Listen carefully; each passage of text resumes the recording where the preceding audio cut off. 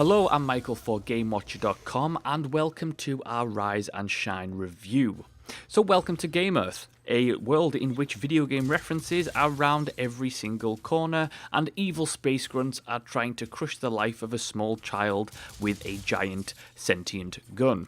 Indeed, this is the new arcade shooter / bullet hell game from Super Mega Team and published by Adult Swim Games. Rise and Shine blends a traditional arcade shooter with puzzle platform elements, which creates levels that are packed full of shooting goodness and puzzles to progress.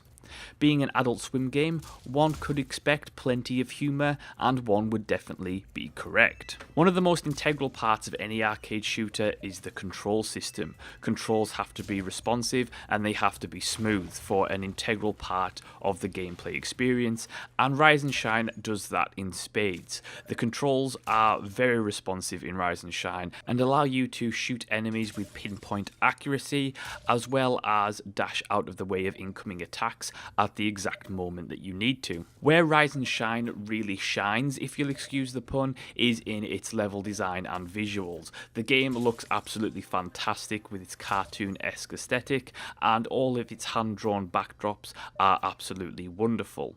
The best thing about Rise and Shine is, of course, the gunplay, the enemies, and most importantly, the boss battles. The boss battles are fairly challenging, and at the first half of the game, you should expect to die pretty much a lot.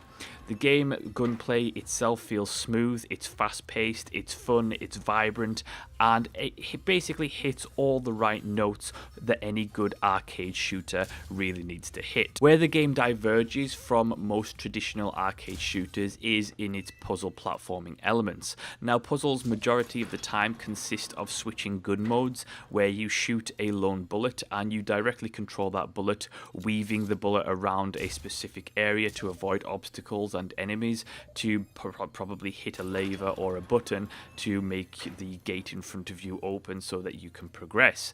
The game does break up the puzzle and shooting elements quite nicely, and often the puzzle elements come at a time where it's a nice little break and a reprieve from the onslaught of death that occurs in the shooting sequences. The gameplay does suffer one major flaw, and that's in its progression of difficulty, or lack thereof. After about halfway through in the game, a player may become adept enough with the responsive controls, and once you understand the enemy and puzzle mechanics, the game really never becomes difficult after that point. At about halfway through, you've pretty much met the majority of the enemies that you're going to meet, and it would have been perfect time for the game to really switch things up and input new enemies and new enemy mechanics and new level design, but the game never really does that, and after around the halfway period, the game never really sets out to challenge you.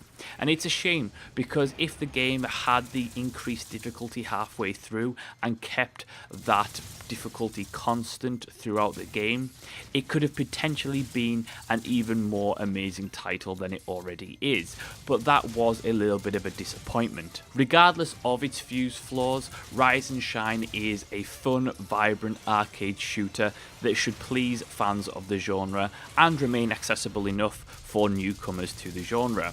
The great thing about the game is its light-hearted approach. It is packed full of humour. The story consistently breaks the fourth wall. There are a ton of video game references in there that most people will enjoy. At best, you'll laugh out loud. At worst, you'll probably just give a quiet smirk to the various humour. The game does try a little bit too hard on occasion to be too funny, but it is an enjoyable, fast-paced experience that is filled with fun and laughter. And what more can you ask from a video game other than that? And that's our review of Rise and Shine. Thank you so much for watching and listening. Head on over to GameWatcher.com for more.